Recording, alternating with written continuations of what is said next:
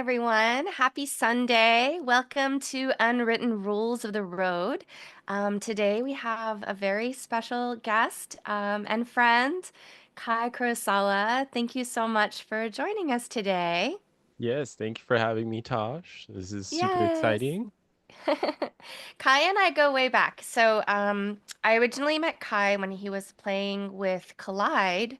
I believe back then you were playing war guitar That still. is I don't think you correct. were playing Kubo. Yes.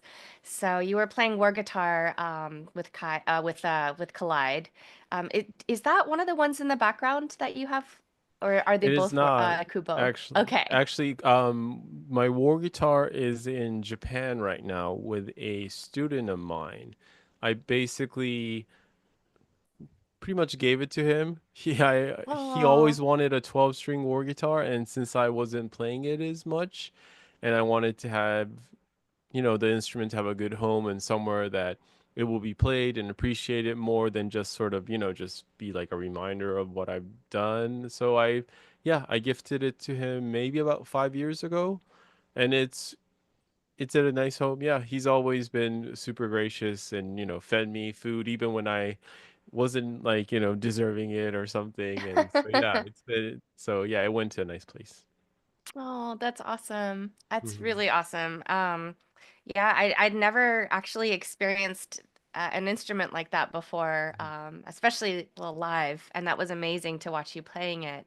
Um, and fast forward, we ended up playing together in both Alice Underground and Alice, and this time around with Kubo. Yes. Um, yes, and so that is what we're seeing actually in the background is Kubo. Actually, no, Kubo is Oh no, is that's not. right yeah, in the background this is something else too. Yeah, these are well, this violin one is sort of my travel instrument in case I have to do like transits and stuff because yeah, it's just easier because it actually fits in a guitar case. And usually if I travel with Kubo, yeah, it's Kubo's but yes, but Kubo, the debut of Kubo was actually with you guys, you know? Like it Oh. was just finished maybe a month before we started, or it was finished during when we were rehearsing for like the Anime Expo and stuff. And so yeah, like the first show like I done with Kubo like ever, or the first people I ever played Kubo with you guys actually. Oh, that's so cool. I love Yeah. that. Yeah. Yeah. Yeah. We It have was some history there. we do actually. Yeah, we do. Yeah. It's really fun going back and watching some of those, clips that I just, took like on my cell phone and stuff. And yeah. Yeah, it's good stuff. That's awesome. I know I believe you started on the bass, Hmm. correct? Well, Well, I actually piano, maybe started on piano? piano, yeah. Oh, I right. did Yes. piano, trumpet, trombone, a little bit of guitar, and then I started playing bass parts on a guitar. And I ended up enjoying that a lot more than playing guitar. And so that's yeah, and that's how I started playing bass from there. I was 15 when that started actually. So, what was your actual first live music experience like playing? What instrument and what were you playing? You mean as a not like a school curriculum, but as like Yeah. what I wanted to do? Mm-hmm. It was probably electric bass. I think I had my first show on electric bass, I think when I was 16. It might have been 17, somewhere around there. Yeah, so that was just, like playing covers like some Aussie and some Japanese pop rock and whatever mixtures. But yes, that was probably the first show that I can think back to that was actually my choice instead of, the education systems. That's really cool. Was this in Japan? Yes, it was. Yeah. I grew up in Japan from 4 to 18. So anything that happened in between there besides before starting to play electric bass, like, I played piano for maybe even some of the school singing competitions and stuff. So I was, I was okay playing piano actually, but it wasn't, choice per se. Mm-hmm. Yeah. Well, that's interesting. Like you mentioned sort of like what you wanted to do and choice, and I think that's interesting that you play such a unique instrument. Mm. Like kind of like what can you walk us through like what made you kind of, I guess, go towards that instrument? Like you were like called to that, I'm sure, but like was there like a certain thing that made you go like, I want to kind of like think outside the box and try something completely different? Yeah, when I played bass, I when I started playing bass, I really liked the tone of it, like the rounder, warmer sound. And I'm pretty sure like the low pitch, I was still not hearing it very well, but I like the sound of it basically. But since I come from a piano background, I was used to playing, like the bass part, chords and melody and all that.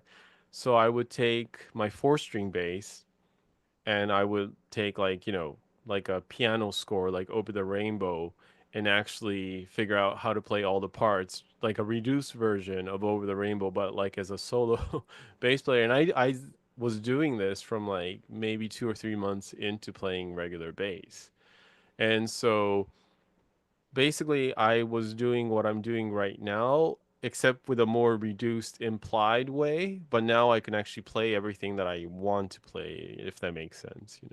Hmm. It Yeah. does. It does. Yeah. That's very cool. It's like you wanted to actually be able to encapsulate kind of an orchestra in your hands. Mm-hmm. Pretty much, Yeah. yeah. Yeah, I wanted to literally play what I wanted to. And I guess just the first step from getting like a six string bass, I ended up getting the Warr guitar around in the year 2000, around that time. and and I first didn't play very good, but of course I had to like relearn from scratch completely and everything, which was great.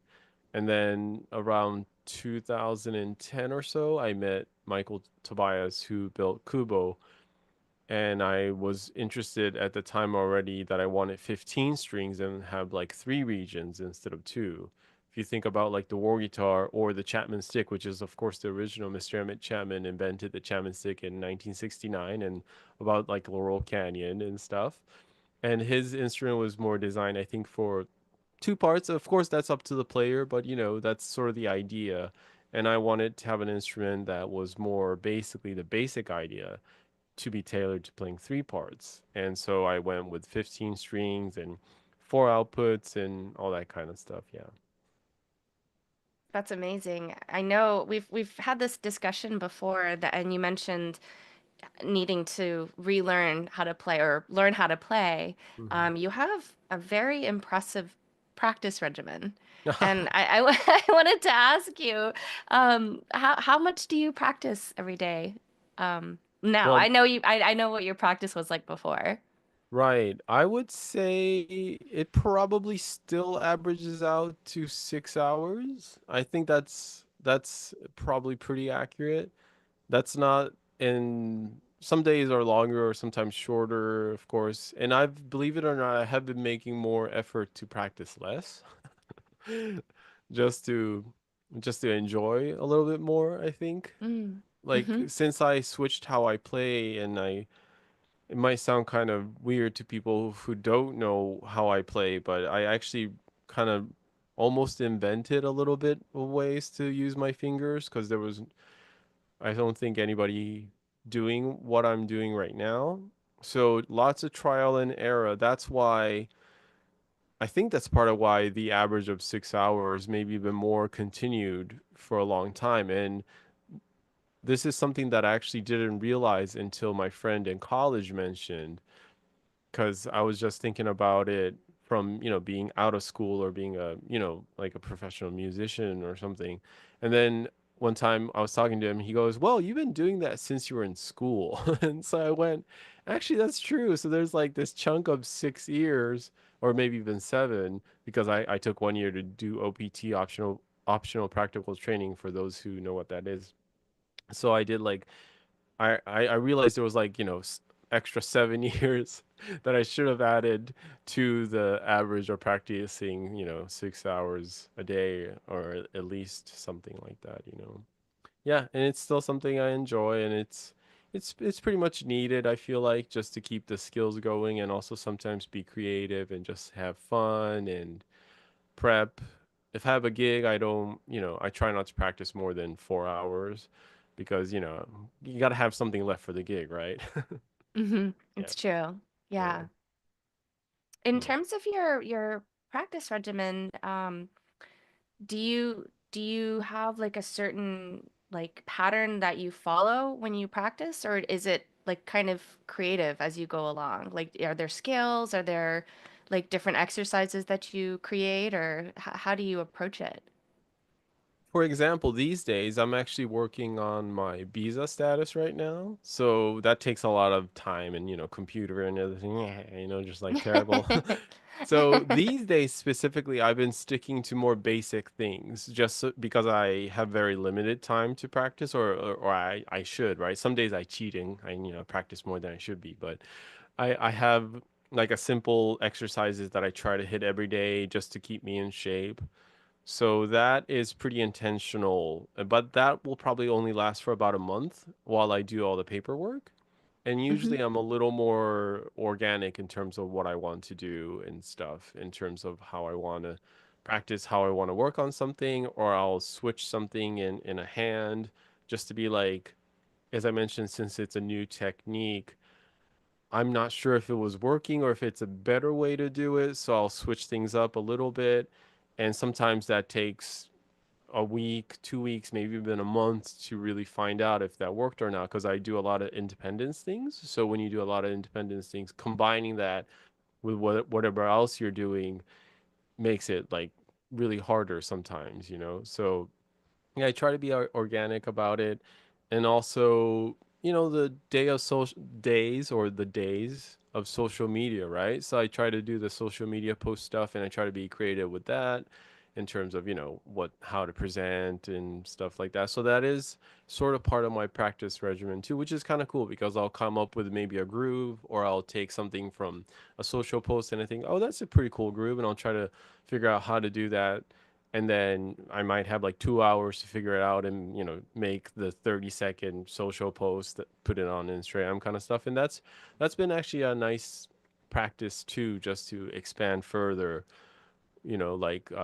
how to make things sound close to what I saw and stuff. I think that sounds like a very inspiring approach too, because it gives you a very specific, paradigm where you're like, Mhm. okay, I need to come up with something, and in this time frame too. So Yeah. in this time frame, right, it gives you a little bit of structure to figure that out. Yeah, for sure. And I'm sure you know that if when you don't set a time frame and you do a project or something, whether it be a social post, booking a tour or working on an album, releasing a track, at some point you just have to have that time frame saying, okay, we're stopping this right now and we're just gonna go on tour with these dates, or we're gonna release this music because otherwise we're just gonna be, making it perfect forever. So we're just gonna, do the thing and get it out there. It's so true. Yeah. Absolutely. I think it's, like you were saying, you can definitely get stuck with things going endlessly unless you kind of like reel it in and you're like, okay, no, I have to let it go. I have to just kind of put it out there. So, Yeah, yeah. the letting go part, right? I think the letting go part is a very important lesson to learn when you're trying to be creative and doing new things, and probably, useful thing just for life in general too, I guess. Not that I know much about life, but I think you know some things, Kai. okay, thank you. Yes, yes. Thanks, Josh. Well, Yeah. I wanted to ask you actually, because I personally love to practice. Mm. I was wondering, like, how do you approach a mistake? So, like, if I'm working on a certain run on the piano, and I hit a mistake, like I have my approach with working through it, but like, how do you work with that? Yeah, right. Well, if it's jazz, just play it twice and call it jazz, right? So that's that's how you do the thing. Well, how do I work through a mistake? I, so you're talking in terms of practicing, right? Like not Hmm. just like, Yeah. okay, so in terms of practicing, I really like to practice things slow. And there are times where I get away from it, but in general, like these days when I'm actually practicing, like my scale or accent exercises, I'll have the metronome at like 32. So I just practice stuff as slow as I can, basically. And that really shows me things that I missed or things that I wasn't understanding correctly. You know, sometimes you think there's these, like you said, if it's a run, you think there's, the starting point, this ending point, and then some parts for some reason seem harder or seem, like they're coming at you. But then when you slow them down, you realize, no, no, they're all almost like equally the same, and you just got to take your time with it. And so that's kind of how I approach like practicing or correcting mistakes. It's usually just going slow, and once I can do it slow, most things I can just actually play fast. So, bam. Yeah. Yeah. I think that's actually, kind of a life thing as well. If Mm. you take things slow, right? Like a little step at a time, um, you eventually figure it out that it's kind of like the same as Yeah. other things that you do, right? So Wow. Wow, I just learned something right there. you taught yourself, Kai. Oh wow, yeah. Well, sometimes I do that to myself. Okay, and maybe I should stop doing that to myself all the time. Uh, So we have a question. Thank you so much, everyone, for joining us. And we have a question from Sean Robert Allgood. Good to see you on here. Sean is asking, who inspired you to start playing? the bass or just music in general? Let's go for music in general. So my mom played piano, kind of like a hobbyist thing, and so in a way it was inspiring. In a way it was like, you're gonna sit here and you're gonna do the thing, so it was a combination of both. But I did really enjoy listening to my mom play piano and sing. I mean, what kid doesn't, right? So that was pretty cool. And my mom's sister, she was actually a very good singer as well. So I think those first really started me be like, oh, this is pretty neat. This is kind of cool, right? And then I think when I really started getting into like music, like sort of as an identity, sometimes kids, you're in high school or whatever, you're like, oh, I know this cool band, right? Something like that. It was probably around the time I was listening to like Bon Jovi or Roxette, if anybody knows Roxette from back in the day, the Swedish band. And so yeah, that's was kind of started inspiring me to be like, oh, you know what, this seems really cool. And I thought it was really fun playing those bass parts actually. So that's how Mm. it started. And then I heard some jazz and other things too, which was really cool. And I also was lucky enough to go check out some classical concerts.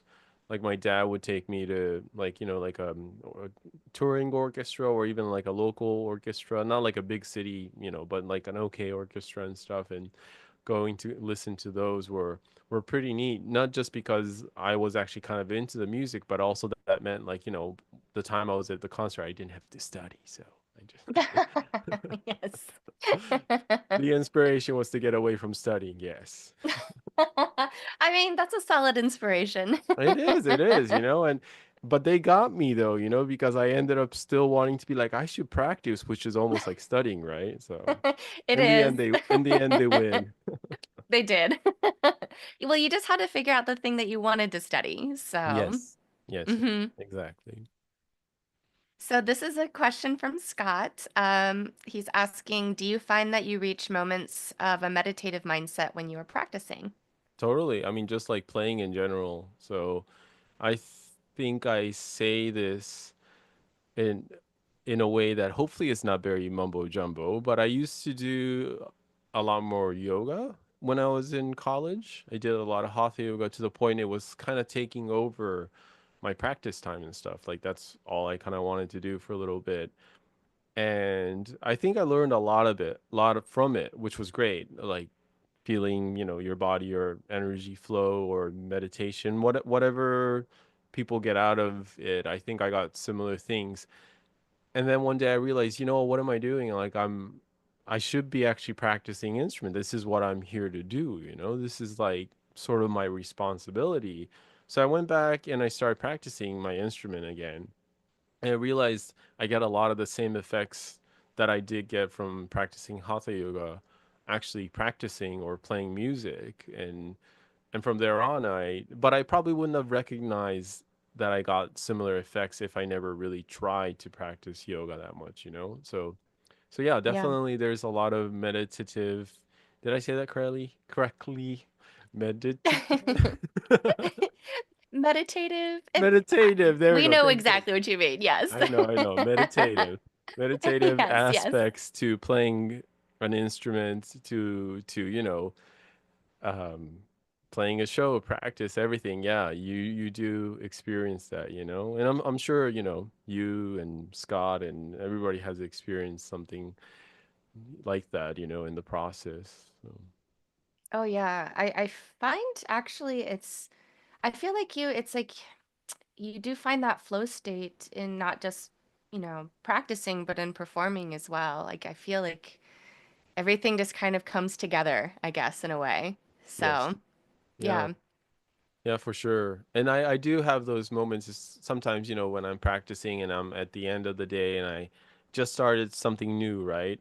And it's like, I'm just going to do this for like 10 minutes, but then I fall into like a weird state of just, kind of being a crazy because I can do it, but I'll just like keep doing the thing I can do for like an hour and I'll be like, this is really not productive. I should stop, but you can't because you're like, I'm still going to do this.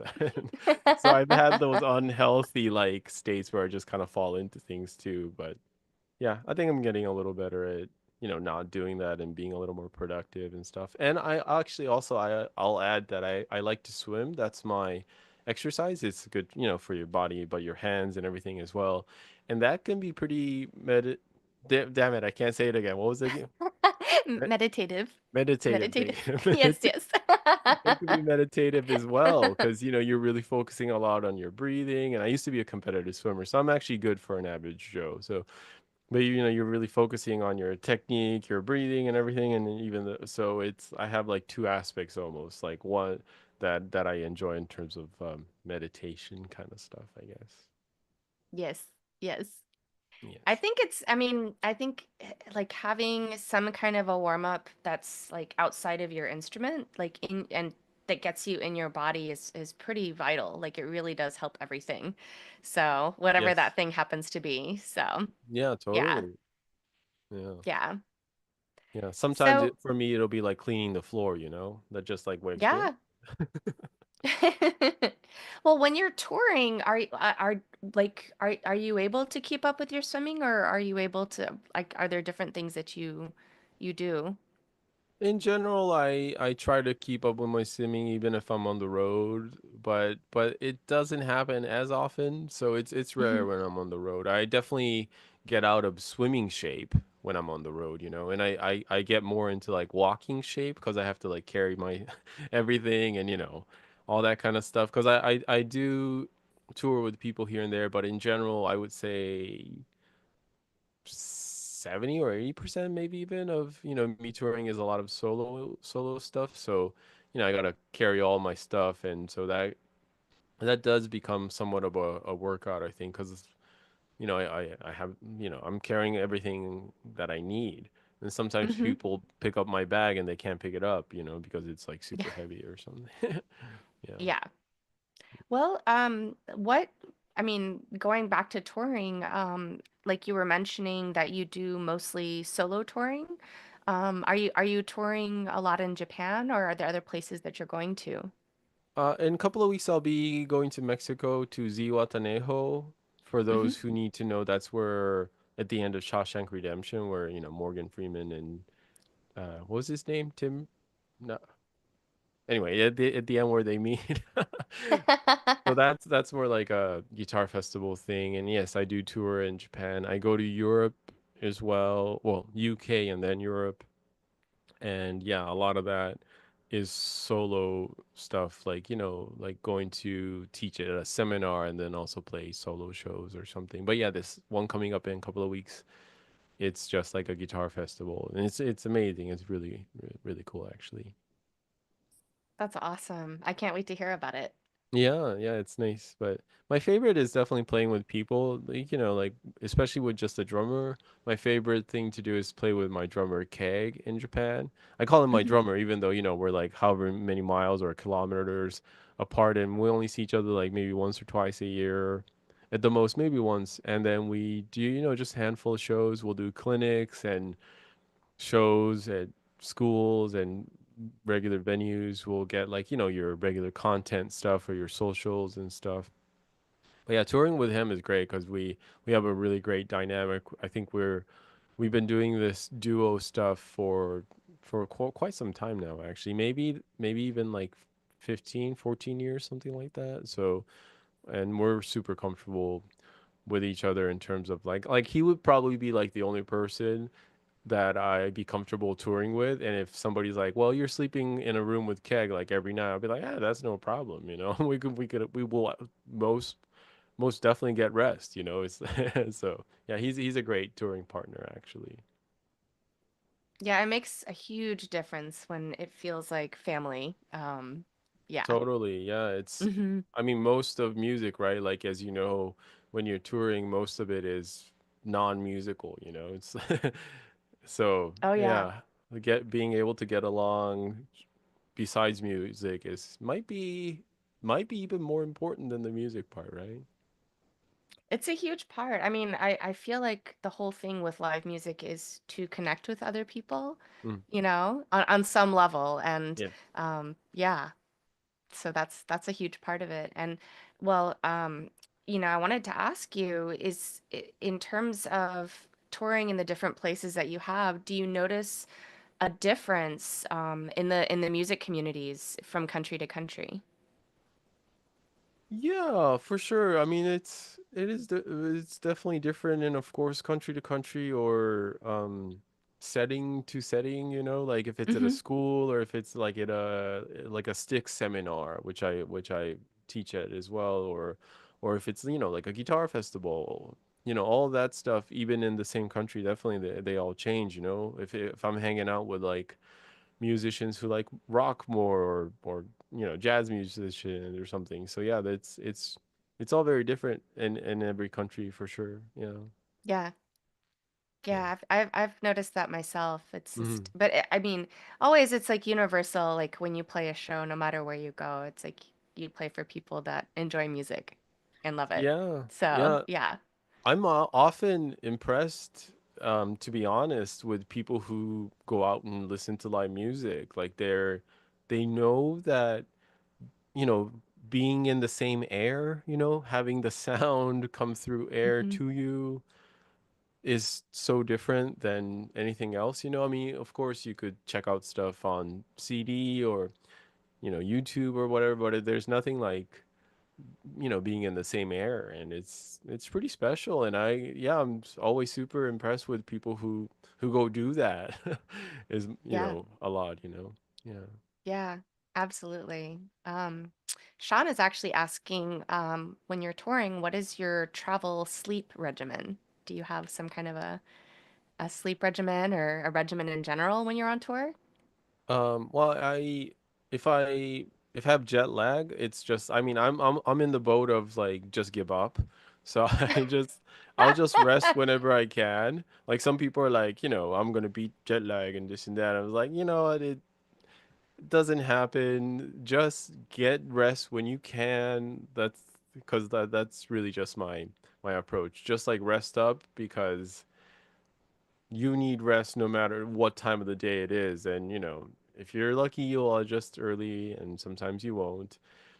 And also, I do actually enjoy having, cheers, kampai with people afterwards, like having a beer and talking or, several beers, but, or wine or whatever it is. I enjoy that a lot. And so people sometimes get the wrong impression that I want to do that until the morning, but usually I'm like, after like, I don't know, maybe close to midnight, sometimes even before. Maybe if everybody's like, come on, stay, then I'll maybe stay until like 1 or 1:30. But I'm usually like, good night. I'm gonna go to sleep. So Yeah.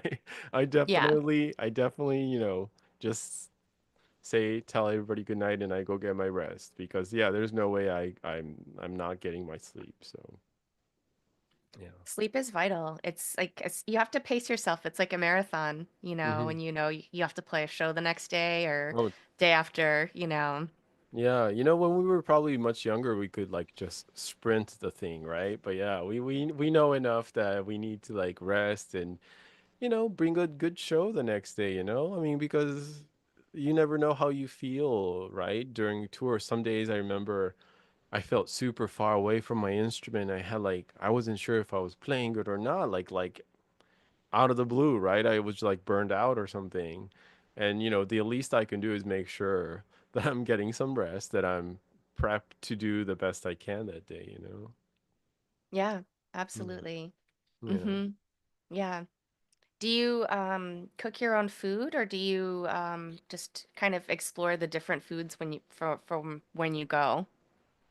If I am in one location, well, if I have the option of going to like a venue from the same location, I will book a Airbnb actually. I do actually enjoy cooking.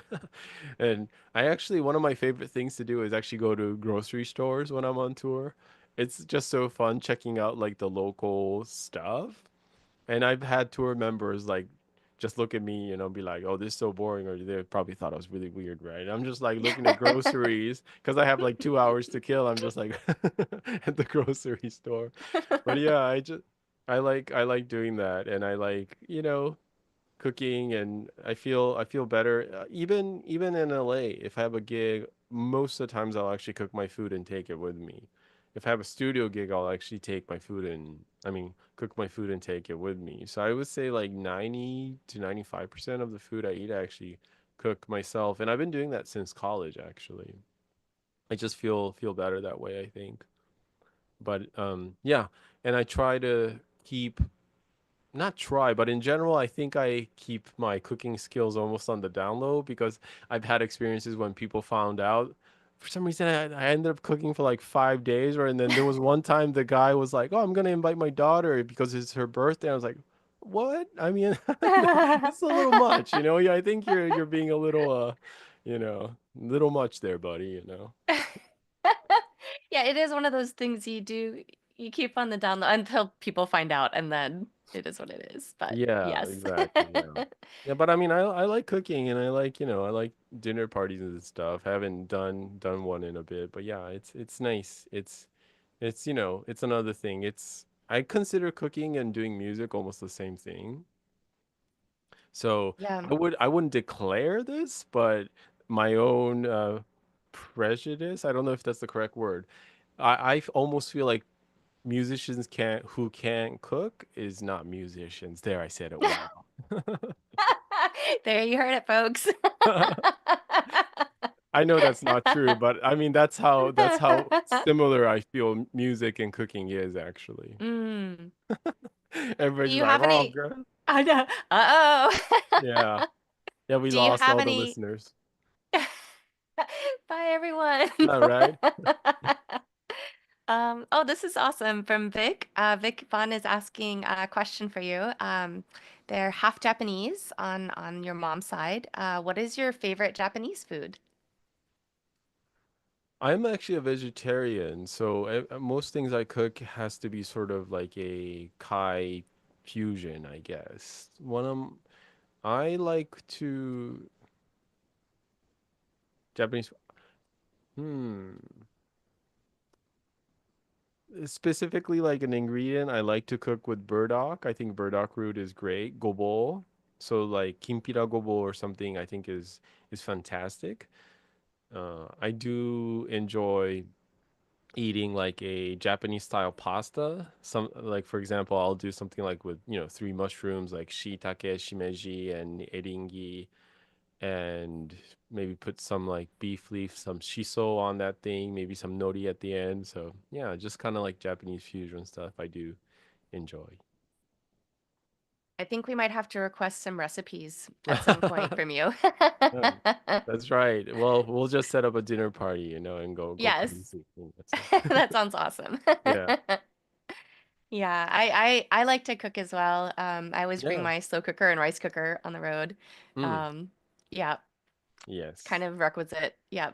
Yeah, yeah. And So I remember, didn't you make a mean guacamole as well? I do. Yeah, right. I feel like we've done some dinner parties together, and yeah, you cook. Yeah, you cook a lot, and yeah, so yeah, Yes, I love to cook as well. yeah, yeah. Yes. Well, another question actually for you is like Do you set up your own shows or do you work with people in terms of like setting up your live performances? I do set up my own shows. I would say 80% maybe. Maybe even 90, I'm not sure, but if I go to like Europe to teach, then the seminar organizer is usually kind enough to set up, shows here and there and stuff. So that definitely, credit goes to him for setting those things up. But yeah, in general, like I do my own thing, which I'm sure you do as well, So, and it is a skill on its own, and it could be quite terrible at times because it's probably like the least favorite part of what I do.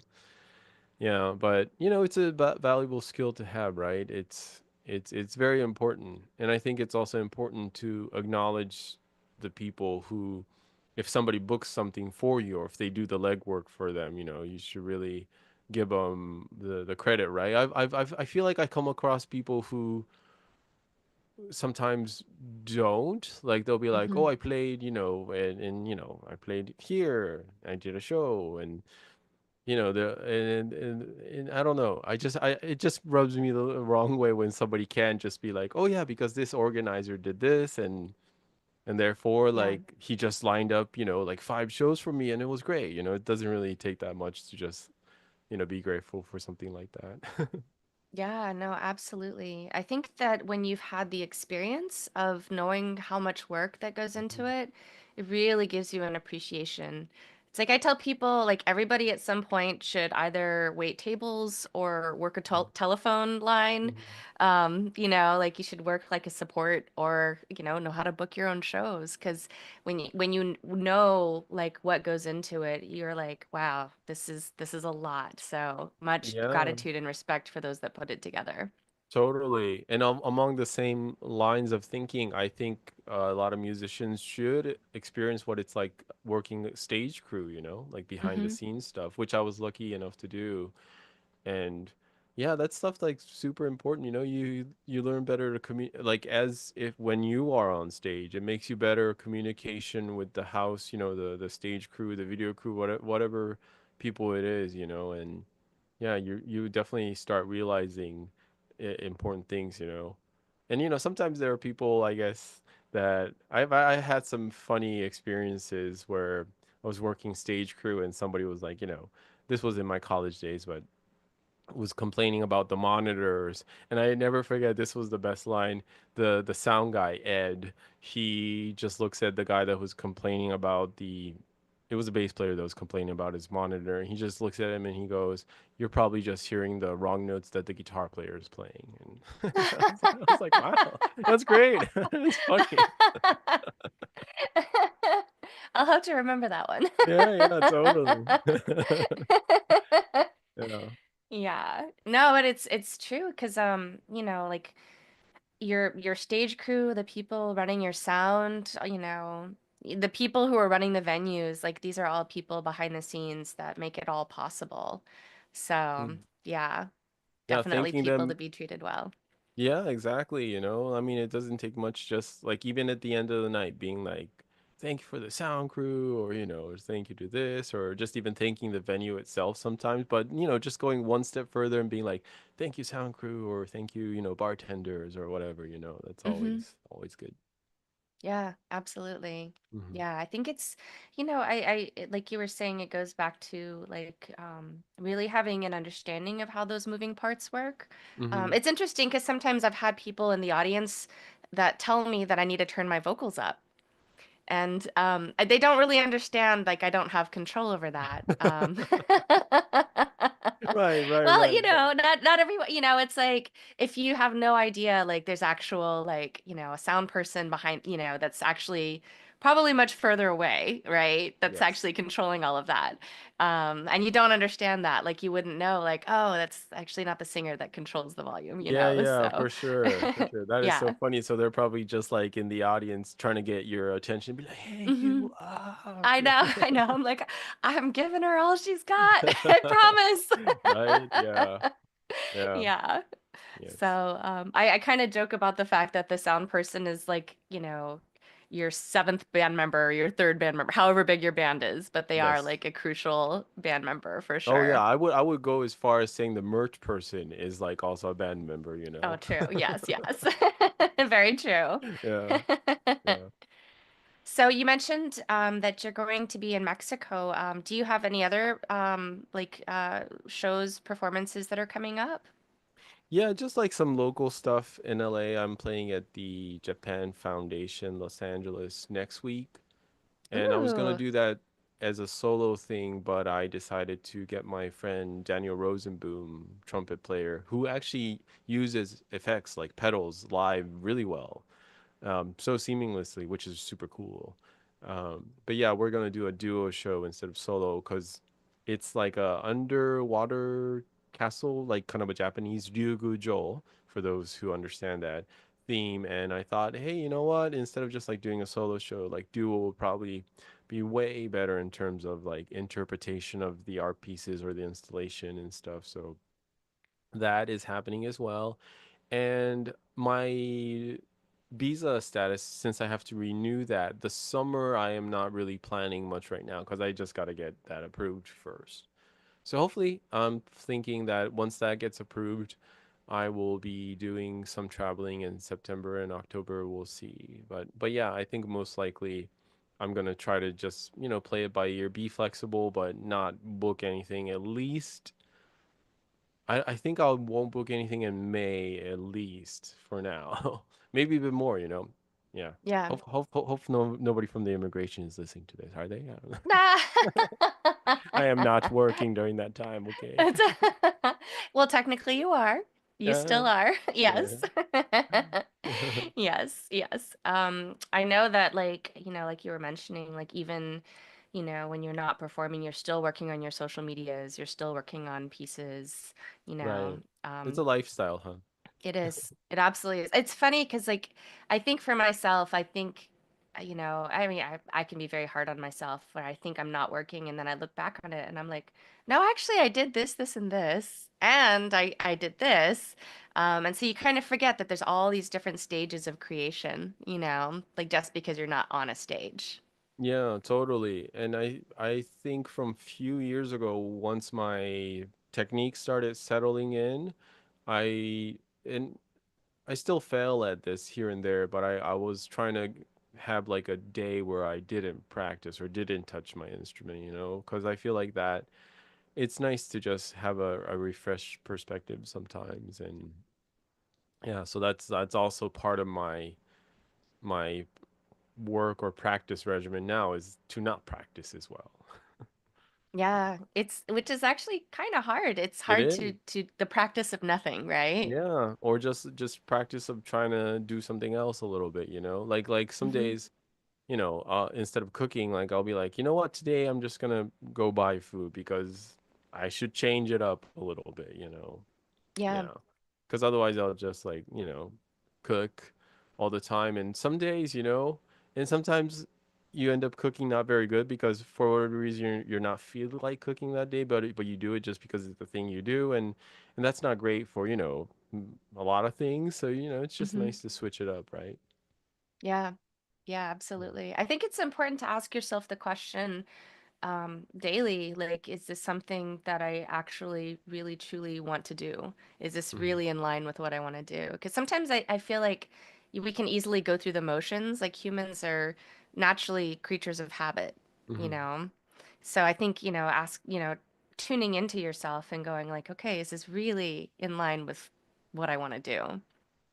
Yeah, yeah, that's a hard it seems simple. Well, maybe it is a little bit simple, but yeah, it's something it's there, and it's like a lifelong practice of dealing with that. I think in terms of how you approach things or how you approach what you're doing, and I guess like maybe we're lucky that we're doing something that we can easily say, yes, this is what I want to do, and some days you could show it better than others. And those are kind of interesting when you're doing something that you like and obviously want to do, but thinking like, you know what, today I just sound like ass. This is just terrible. there, there are those days, right? there are definitely those days where you're like, Mhm. what am I doing? Who am I? Yeah, yeah, yeah. Yeah, and you're just like, oh, this is terrible, and yeah, and it just like bleeds into, your food prep or, your driving or whatever. And yeah, so, Yeah. yes. I think that's like at that point you have to just kind of put on the brakes and you have to be like, okay, well, how do I feed the well? Mm. How do I throw things into myself that, kind of shift gears and give me like a different, fresh perspective on whatever it is, right? Yeah, yeah, for sure. Yeah. Yeah, yeah, sometimes it's difficult to do that for sure, but yeah, it's just like switching it up somehow. Yeah. Yeah. I find that, for me, like for instance, if I'm working on a song, and I get stuck, like where I'm like, oh, I just don't know where to take this song, I'll draw. I'll draw for a little bit, and I Mm. find that it just kind of like switches my brain a bit, and it helps me kind of relax, and also it's just kind of fun, and it's not necessarily something I'll share with anyone, but just, getting to sketch for a second kind of like I think switches things up. Yeah, yeah, that's pretty neat actually. In terms of that, I think what I've been doing recently that's been new is I've been kind of enjoying Duolingo. And I think that's Yeah. kind of cool because it's just like doing something that is pretty new, and just makes me think about, oh, what would be easier, because I teach a little bit too. Like I actually do my online school and stuff where people can subscribe and take lessons or do one-on-one or the seminar stuff or whatever it is. And I feel like it does help me put into perspective about learning new things, or just the process of it, or instead of just doing how I always done. It's just nice to get a yeah, something new that way too. So yeah, and for you it's drawing, and I guess for me, like, once in a while doing Duolingo. Well, I do it every day, of course, but it's just because I got my 105-day streak. So like I said, it's pretty new, but Yes. Oh, it, that's good. yeah, it is new, but it's something, it's nice to just do that and be like, okay, oh, you know what? Something pops into my head, be like, oh, you know what? Maybe when I do this, I'll try it this way or that way, or when I teach or when I present something, I'll do it this way or that way. So what language are you diving into on Duolingo? Espanol. Oh, nice. Yes. I have that as well. Okay, yeah, I mean, I Yes. could fake it in a restaurant when I'm in Mexico.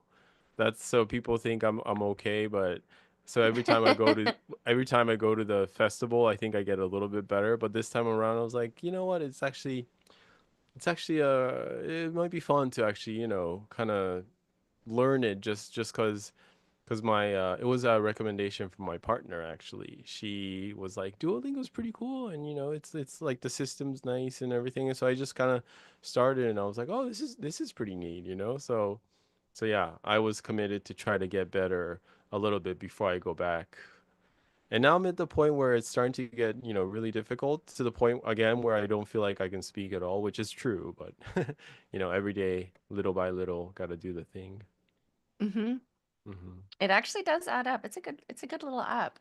It does Yeah. it does actually work really well. Yes. Yeah. Yes.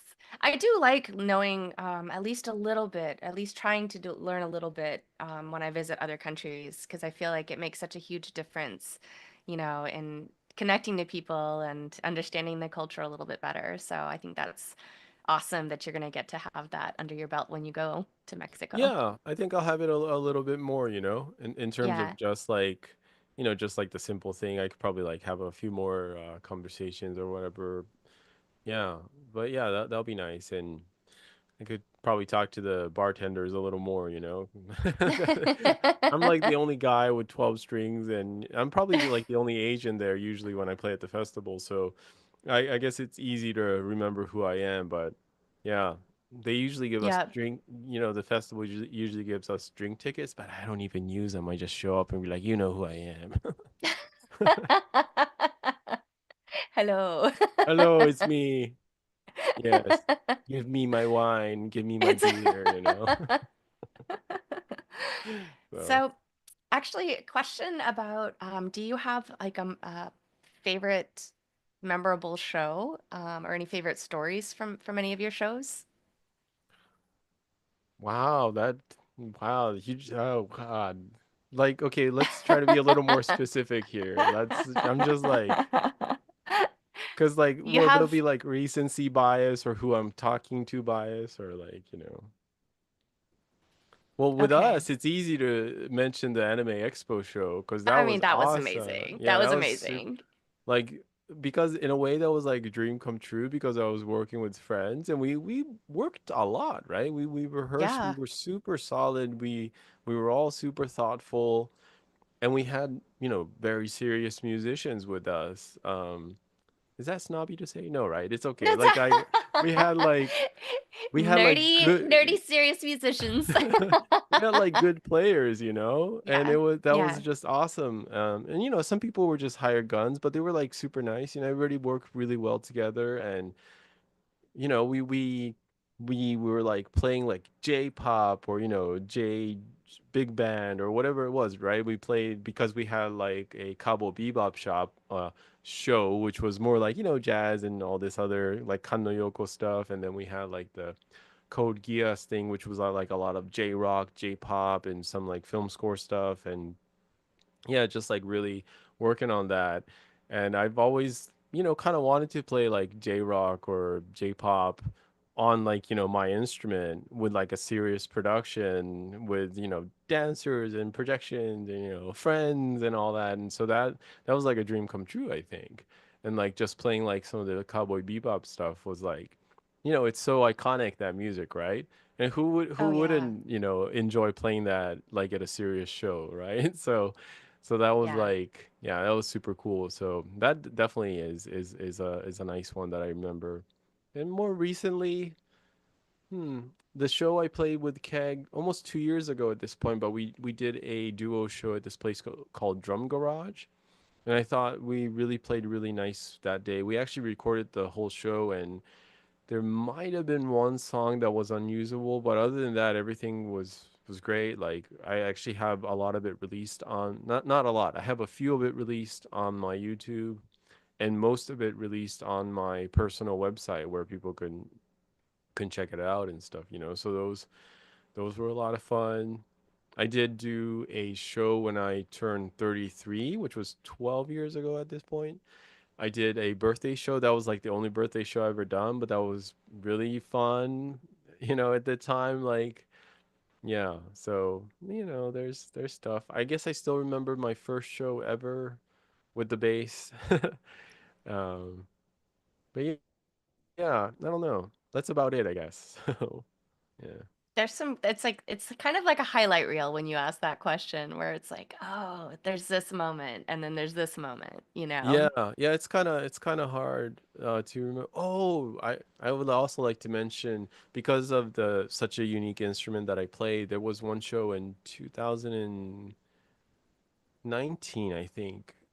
I played at Stick Night. So Mr. Emmett Chapman, he passed away, but so there was this thing called Stick Night. So which was a bunch of stick players and myself, which was kind of crazy because Chapman stick, it is an instrument, but it's also a brand, if you will, And so Hmm. usually when it's stick night, everybody kind of plays the Chapman stick, and I was super lucky to be able to play at that show. Shouts to Gene and Robin, and of course Mr. Emmett Chapman. But yeah, that was super cool, like being able to play for the guy who invented something, right? And he Yeah. really seemed to enjoy it. Like it was maybe like the only show I was like actually nervous in like forever. And I guess that didn't show in my playing, but it showed when I was speaking because I was, like, the inventor of an instrument is just sitting there and you're lucky enough to play for the guy. And so I was like kept on like thanking him and everything, and he was nice enough to be like, "Oh no, I'm just like, an audience member today." And I'm like, "But you're Mr. Emmett Chapman." Yeah. And so that was super cool, to be able to be able to have something like that is super cool. And now that I'm thinking about that, just the fact that having this amazing instrument, it's that alone is just crazy. I know that's just not like one specific show. That's almost like all of it, but I think because it is such a rare instrument, and it is one of a kind. Kubo is one of a kind, and having somebody like Michael and Daniel Tobias make it for me was just still crazy. Like to this day, when I think about it, I'm just, I feel like, you know, I should try to just do good when I think about these things. Yeah, yeah, absolutely. I don't know, Yeah, it's interesting because well, we were talking about Anime Expo and then you were talking about getting to play those shows. It's interesting when you put pressure on yourself or mm, you feel the nervousness and you're like, oh, it kind of elevates the experience in a way where it can mm, create that nervous energy. yeah. Um, and it's like a matter, I guess, of figuring out how to navigate that. Yeah, totally. Well, for me, for the Anime Expo, I was just a band member, so I was just having fun. For Yeah, you, yeah, for yeah. you, you were more in a leading role and everything. So I'm sure there was like, way more things on your mind, which was kind of cool for me because I was just like, I'm gonna sit back here, I'm just gonna enjoy myself. I had all I'm the going to laugh music. at Tosh. Right. Like seriously, like if oh, Scott's computer is falling off over there. Ah ha ha, funny he caught it. And we had the music memorized, we had rehearsed, so all I had to do was like enjoy. And if something went wrong, I kind of wasn't responsible unless it was like my thing went wrong, and obviously when you're at a show, if something goes wrong, it's not your fault per se, but you, Tosh, as a leading role, would probably have to like deal with it, or there's all these things more in mind as opposed to me just in the back, like yeah. Well, for that particular show, I had to learn a song in Japanese, and I only had a few days to do it. It was like pages, 5 pages of Japanese lyrics. I And you remember. were you were such a good teacher. You were so patient with me. I remember your coaching, and I was like, okay, Kai, I'm like, need your coaching here. I tried. I think I helped a very little bit. Like you and Sasha, like was just Sasha, like was just like I think like every time you sat down, like when you were doing makeup or something, it was just two of you like going over the song, and you just do what you gotta do. But it was like with the best attitude too, though, because you two were just like having fun with it. It was like constant over and over. And I don't know, maybe usually when, somebody's like doing the same thing over and over, like everybody else might get irritated, but it was like it was like good energy even when, we were hearing the same thing over and over. And I didn't mind it at all. It was actually it was a pretty good experience. And usually, hearing the same thing over and over would drive me crazy. So The moral of the story, kids, is have fun with it. right, just have a good attitude about it, Yes. just present Yes. good, and then like everybody else will feel it, even somebody like me. Absolutely. Yeah. Okay, speaking of teaching, if you were to have a chance to talk to your younger self when you're first starting out, like, do you feel like you would have any words of wisdom? Like, Yeah, yeah, I feel like it. I don't know if it's much but words. Well, words of wisdom.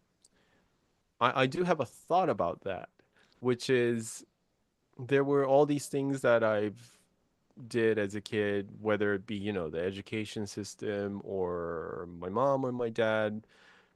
I've always thought that actually doing or learning piano was super valuable. And I think mm, that applies to even people maybe who don't do music or won't do music. And it could be even, like a sports or something too, but just like learning how to learn, I think is mm, important. So if I have to tell my younger self like about doing schoolwork or doing piano or, learning to swim, whatever it is, or doing a sports, it's like the most important thing you can do through that process is to learn how to learn, and then you could probably teach yourself other things too, later in life. And of course, it's nice when you have somebody else you can share with, or maybe even a good teacher or something. But I think you realize that once you know how to learn something, a lot of the times you might not need a teacher. yeah, yeah. It's sort of like you become your own teacher in that Yeah, way once you yeah, unlock in a that. way. Yeah, Yeah. and and it obviously I'm not saying that's the only way, and I do Hmm. think that it is very important to important. Now I can't even say important. I think it's important to have a teacher, but yeah, it's yeah. But that being said, yeah, learning how to learn is important. Yeah. Well, you mentioned that you are able, like on your website. Is this the happysad.org Yes, that is website that plug you're able plug to plug happyside.org. plug? Yes, that people can find you and Yes. contact you if they want to study with you. Yeah, totally. Like if or even if somebody just has a question or something, I'm pretty I think I've I'm not overwhelmed yet with all the emails or whatever like I think I try to be personable as much as I can. Like some people have asked me like maybe even like instrument question that I could have answered or like technique question that I could have answered just with an email, but sometimes I'll just like shoot a short video and be like, hey, this is how you do something. Or it's That's I think awesome. yeah, I think that's much better. And I've had experiences where I would do that and somebody would just like buy my Bandcamp catalog, like. And I feel like that kind of stuff is really nice and good. And that's the kind of thing I want to be around. So I try to give what I can, and then sometimes people give back what they can, I guess. And it's yeah. So but anyway, yes, happysat.org is, yeah, if you reach out, or if you don't, I'll still be, having content your way no matter what. Yes, yes. Yeah. Are you going to be putting out any albums in the near future? Yes, I'll probably do something with my trio in Los Angeles. So my friend Dan plays trumpet and Andrew plays drums. And we had this scheduled to do like I had a loose schedule how to do it. And then the gigs I had in February and March got canceled because this one venue decided not to have live music. So that kind of threw a monkey wrench in there. I was like, oh man, shit. Now we gotta figure out like reschedule again. Yeah. So yeah, and since I'm doing more computer work, like paperwork and stuff right now, it's been on the back burner to try to figure that out. But I'll definitely will do that, and I will probably do that more in a live setting. I definitely like, even for recording music, even if it's at a studio, I usually prefer the playing live stuff. I've always preferred it that way, actually, which is very very very much like a jazz musician approach, I suppose. It makes a difference. It really does. Like when you're doing things like all together and you're playing live together and you're feeding off of each other versus Hmm. just layering on top, which is still very cool. You're Yeah, having your own individual experience, but yeah, there is something to actually playing all at the same time that's very special, I think. yeah, yeah. It's nice, and just being in the same room, and even if there's like a little bleed on the mics or whatever, like I think it's fine. I actually kind of prefer that kind of style. And yeah, it's kind of nice, just Yeah. mistakes. I mean, if there's some like really bad ones, I'll go back and fix it. But in general, like whatever mistakes are in there, it's usually good enough to just have like the human element in there or something. Yeah, I do love that. I do love when you're like, oh, I can hear like the fingers going across like a board, like that Hmm. scratch, you can hear that. Yeah, Or the breath. Like I just love little subtleties like that where it does feel yeah, very human.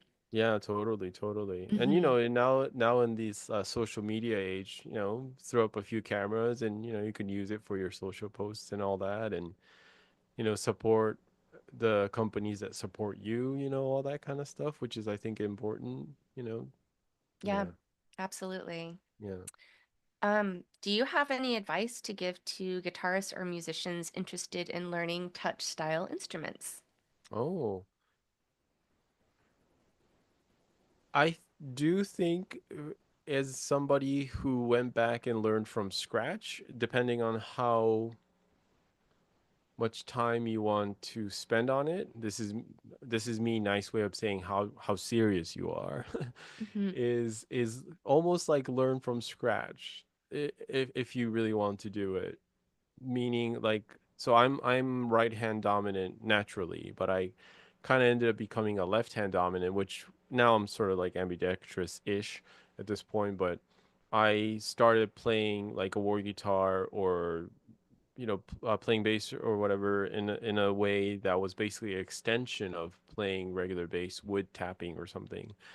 And that really, that to me, to my ears and eyes, to my self, that didn't really seem like it was something to bring out the instrument or the technique fully. So I completely learned from scratch, and I decided I'm going to actually just learn as a left hand dominant person. So that actually really changed my perspective a lot, even about the world. Actually, people, have these experiences from whatever things, but for me, like, this big change came over in the form of 3 years of really trying to switch my dominant hand. And one day that actually kind of changed my perspective a lot, even almost like how I saw the world, which might sound like some mumbo jumbo, but it actually did. And but yeah, if you want to just have a quick integration of touch style into your playing, then I think a good thing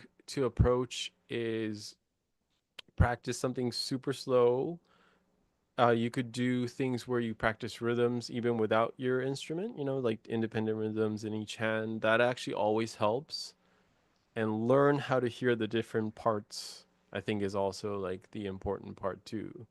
I think if you can hear the parts, not always, but a lot of the times, if you can hear the parts, you could probably you have a better chance of playing it than not, which I think sometimes is something we forget, especially if you're taking on a new endeavor, like a new technique. I want to go back to what you mentioned about how it changed your perspective of the world. Like, how would you say your perspective was shifted, if you can pinpoint that, if you can even put it into words?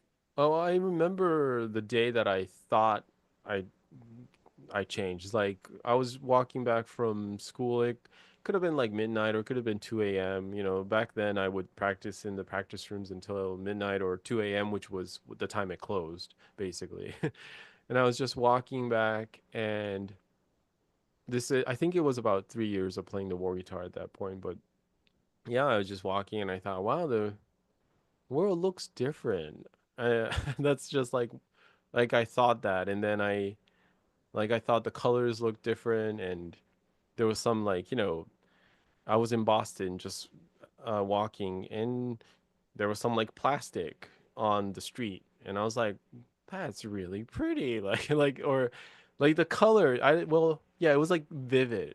It was super vivid for some reason, and I went, whoa, what's going on here, So that was like the first day that I realized that I kind of saw things differently. And I don't know, I might have been already seeing it differently for, a year up to that point, or maybe a month, I don't know, or maybe 2 or 3 days. It's maybe like the first time you drink and you don't know you're drunk, so you get overly drunk. It was like I didn't realize I I didn't realize I was seeing things differently. But yeah, that was like the first thing for sure, that I saw the world differently. Yeah. And yeah, I guess, like, just using this side, and Hmm. um getting your brain working a little differently or something does change. Yeah.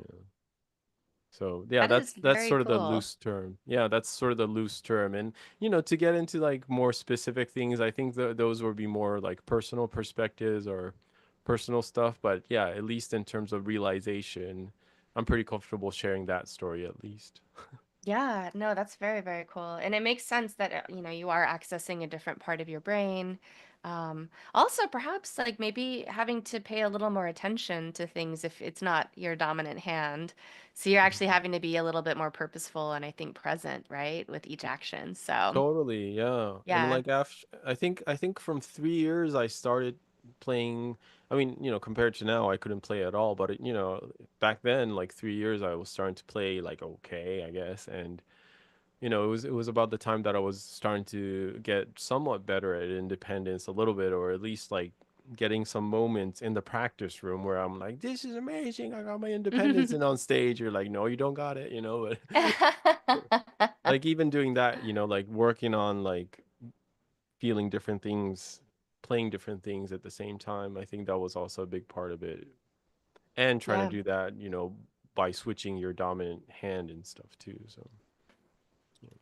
Yeah, I actually had I took a percussion class, and the teacher actually gave us the advice so that we would strengthen our non-dominant hand. He was like, try brushing your teeth with that hand. Just for starters, just brush your teeth with that hand. And I Sure. was like, oh, this is hard.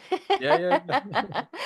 Yeah, I mean, like I could, just eating with your left hand. That's kind of fun too. It hmm feels, different. I mean, I'm definitely better at eating with my right, but I could eat with my left hand, no problem. And it's like a bit of a different experience. You realize, um, how differently you feel your fingers, or how differently you feel your muscles, and these are both your hands, but you feel them differently and stuff. And yeah, yeah, I think like eating with your non-dominant hand once in a while could be a fun experience, especially if you're like, what, if you feel like maybe you're eating too fast. That'll definitely slow you down.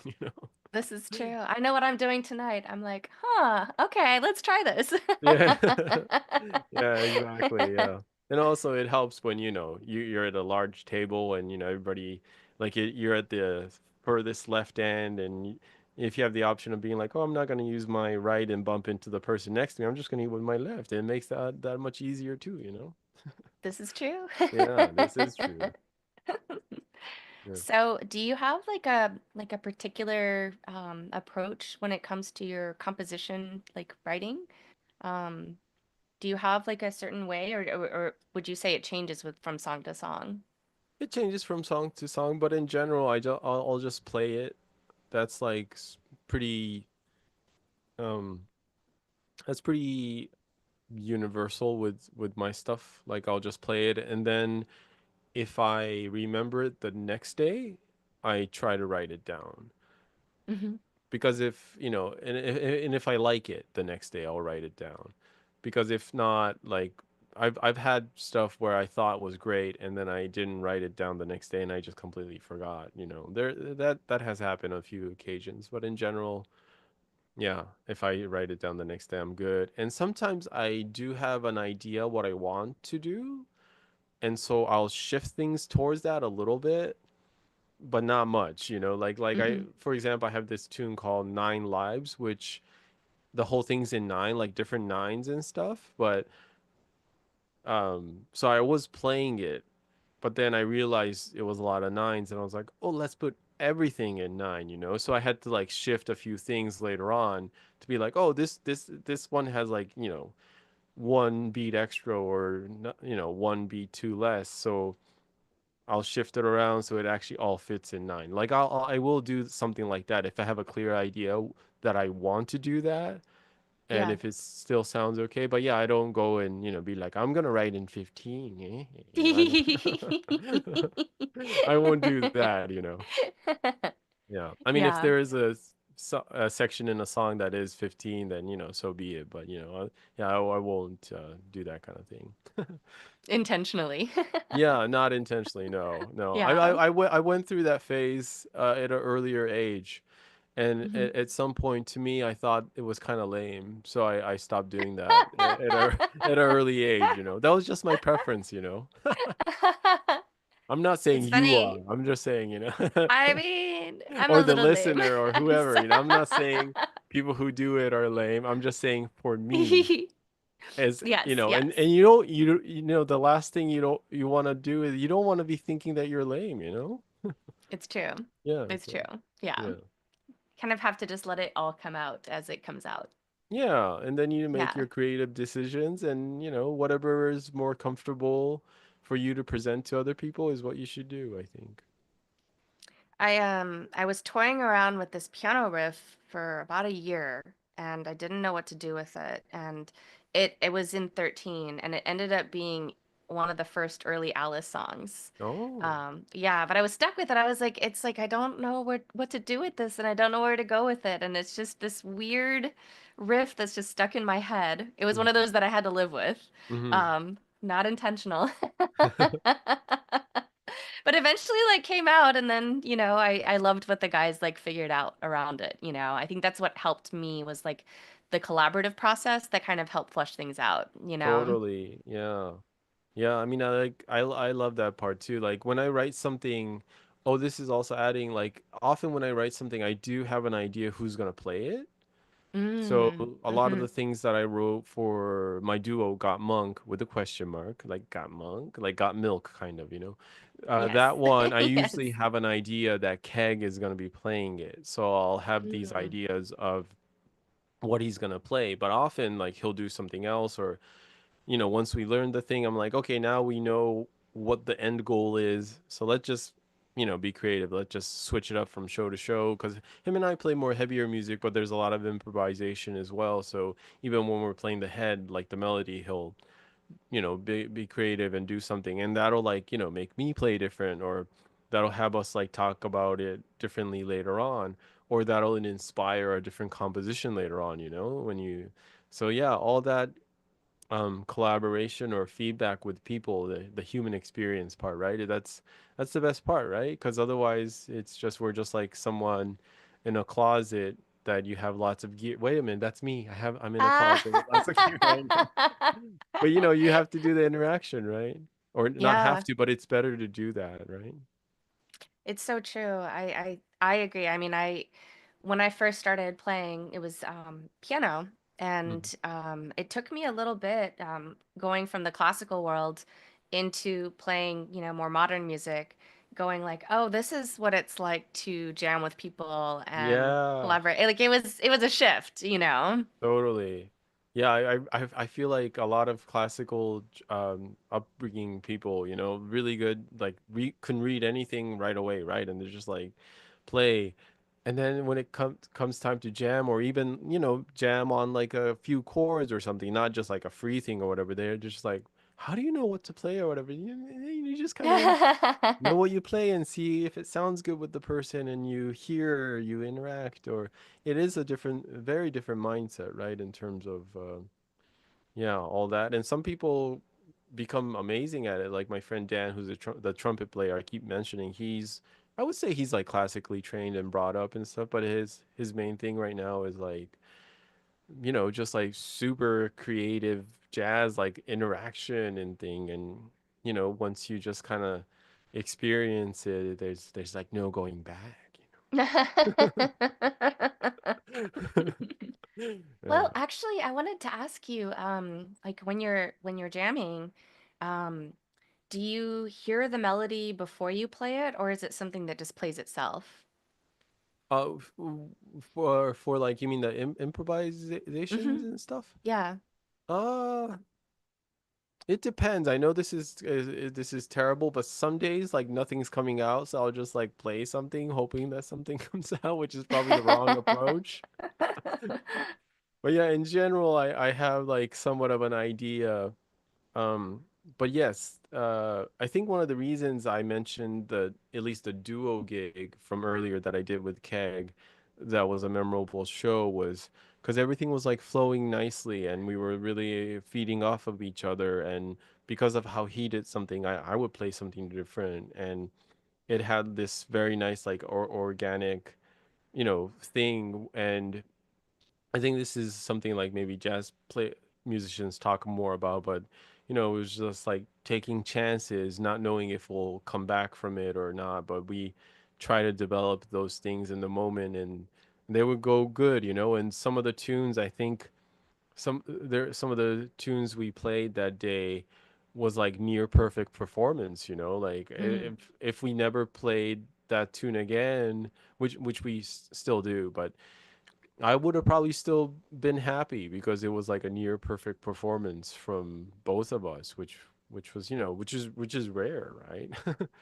So, Yeah, it's yeah. special when that happens when you're like, Yeah, oh, we're in exactly. the pocket together. This is amazing. Yeah, Hmm. exactly. So I feel Yeah. like that could happen with improvisation too. And and a lot of the times it happens when it's perfect is when, or when it's really great is when you're just not even planning it. You're kind of hearing it as it develops, almost like as an audience member, you know.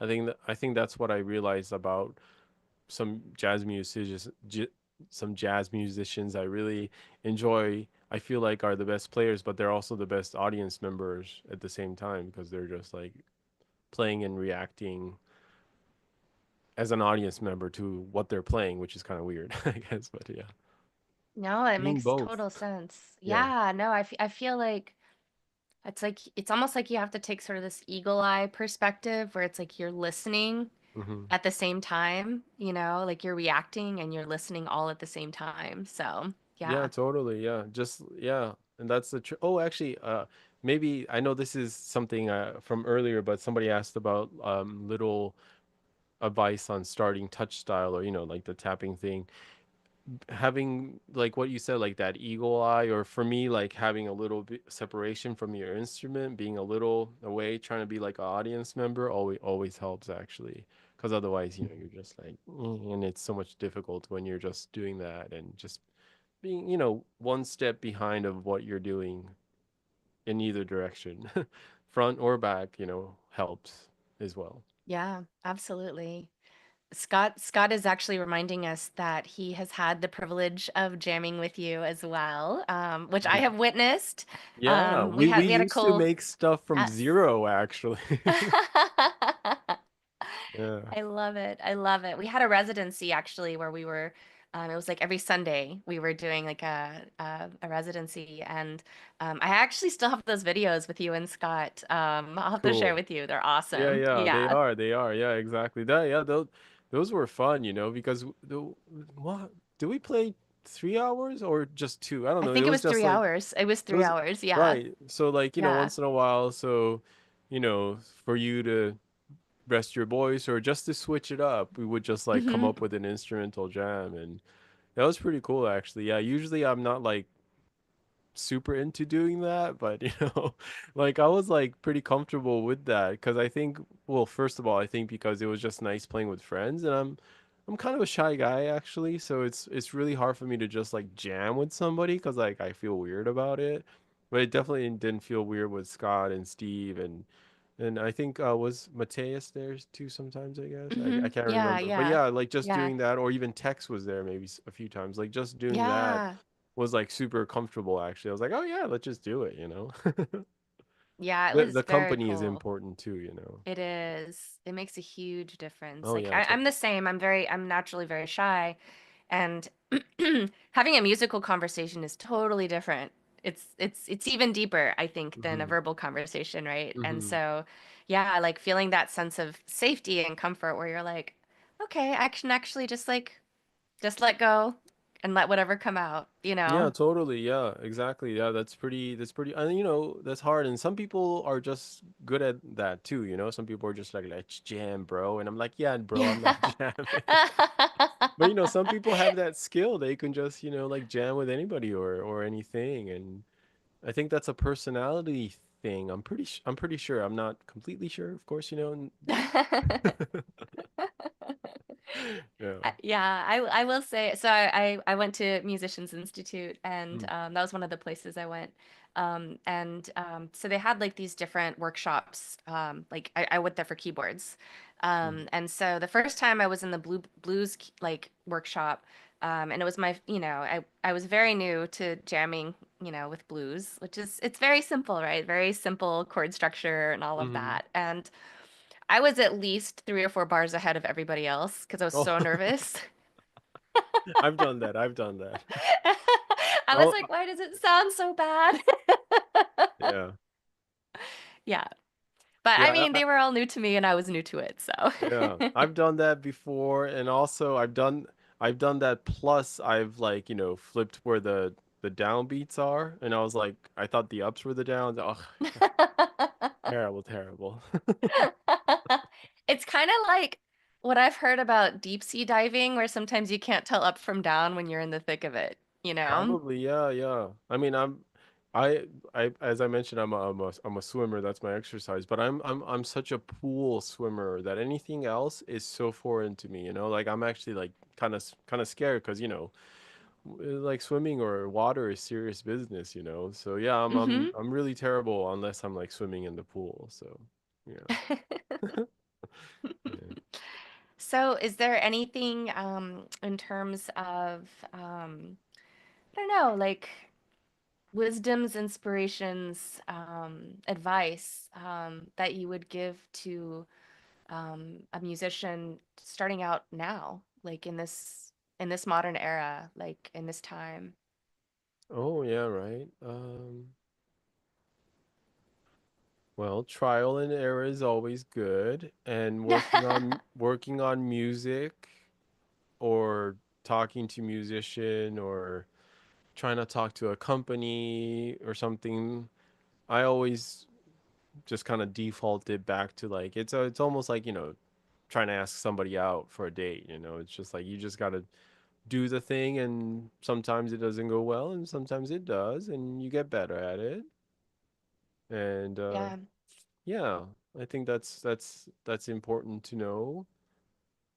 And also I think since I mentioned like companies and stuff, I think being able to work with companies is very important, you know, endorsements as people call it, but it's actually like the players endorsing the company instead of the other way around, right? But so I just like to usually say like being an artist with a company, that kind of stuff is of course very important, but it's not about like, you know, if you're a starting musician especially, you're like, oh, you know, maybe I'll get really good and these companies will give me free shit, you know, but it's which is cool, but it's you know, and you might learn this or might not on the way, but it's not about the free shit, you know. It's about like the human relation that you have with these people behind these products and stuff, you know, which I think often gets lost even as a pretty accomplished player sometimes, you know. I think those things tend to get lost. So yeah, I think if you have, you know, if you have a guitar or bass, keyboard, whatever you enjoy, or a microphone, you know, drums, whatever it is that you enjoy, and you want to start, you know, uh, like one of your dreams is to get like this, the best instrument ever of your dreams, and you might, you know, you think it'll be pretty cool to get it for free because you're a great player or something. And I think those are all good things, great things that would happen. But I think those are things that come with having a good human relationship, just like having a good bandmates. I think all those are super similar, if not same, you know. So yeah, Yeah. just always remember that part, and you know, just yeah, just say hi to people like at NAM show or something, you know, if you get to go to the NAM show to begin with, of course. But yeah, saying hi few years in a row goes a long way, you know.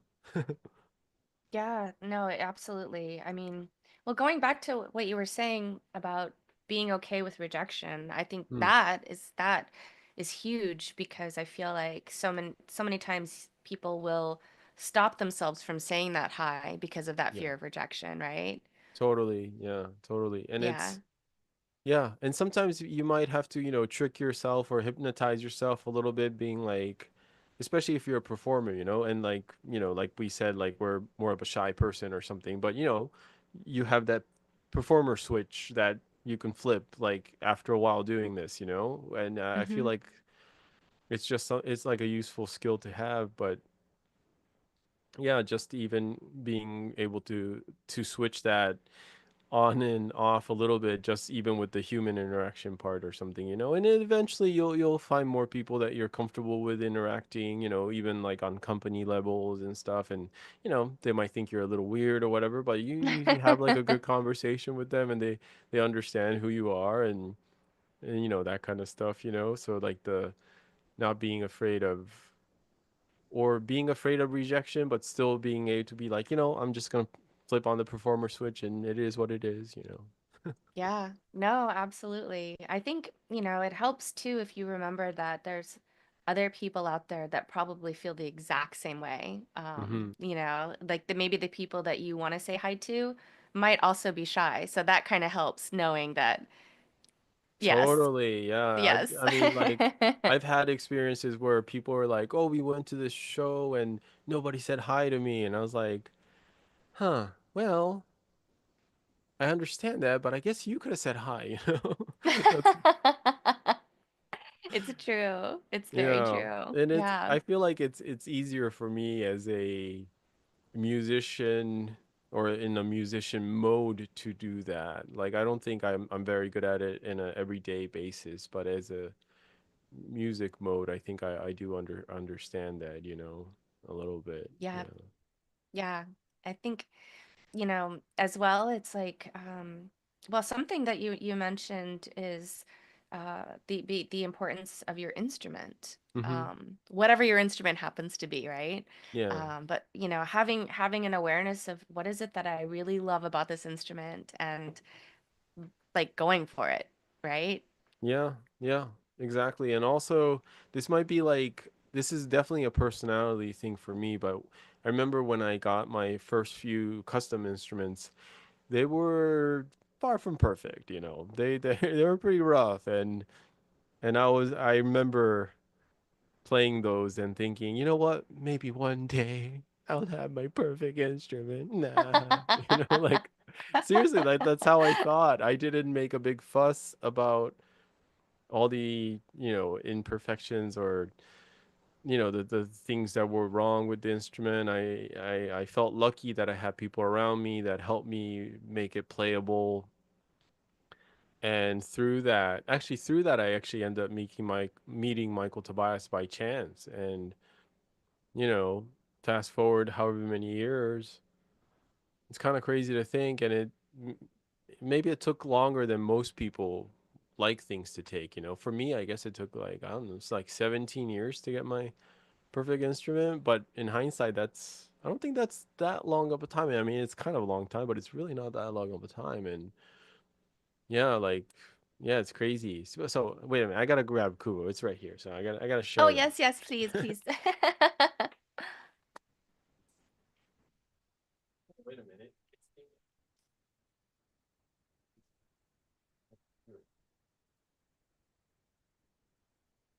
Yeah, I do remember. I remember when, oh, Yeah, there's Kubo. Kubo. Yeah, yeah. Oh, so beautiful. Yeah, it is, huh? It's nice to touch too as well. Like the feeling of it is quite incredible. Wow. Yay. What is the wood made of, Kai? Love, of course. It's, excuse me, I'm sorry. I stand What a corrected. question is that? This interview is over. It's okay. All right. No, I'm kidding. I'm kidding. It's Tasmanian blackwood Oh, is the body, and then the fingerboard is rose of the mountain, and that's the natural color of it, actually.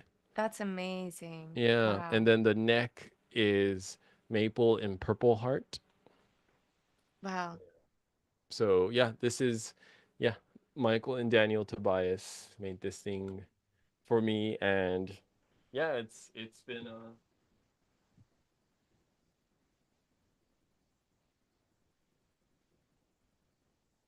yeah, it's still pretty unreal, or it's pretty special still, to have this thing. Yeah. Yeah, how did you, I guess I have many questions, but like how did you start the conversation or did you even know where to begin when it came to like wanting this instrument or envisioning the instrument? I had an idea what I wanted after a few years um of playing some other instruments, but I thought, nobody's gonna build it, which is kind of true, and somehow Artie.